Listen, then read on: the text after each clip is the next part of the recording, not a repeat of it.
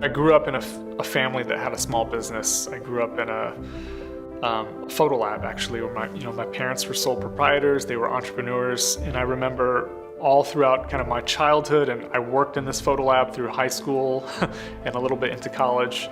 And good help was hard to find. And I remember thinking about, watching the stress of my parents around finding reliable, consistent, high-quality employees.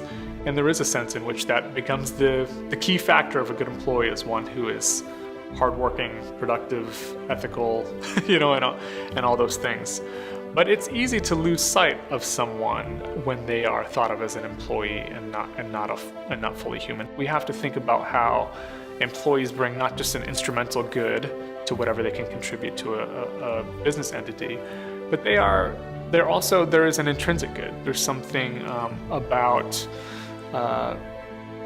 their goodness that is completely independent from their capability as an employee. And that's why, for example, when an employee gets sick or gets hurt, it's why we don't just throw them out into the street, but we say, like, hey, you're a person, you have inherent value, and your value to this organization is not just what you're able to produce, but who you are as a person.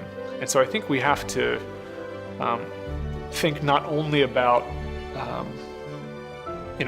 profits and productivity, but we have to think in a more holistic sense about kind of human capital, and how there is something inherently good, not just about the people who work as employees, but about what an institution stands for when those people are fully valued.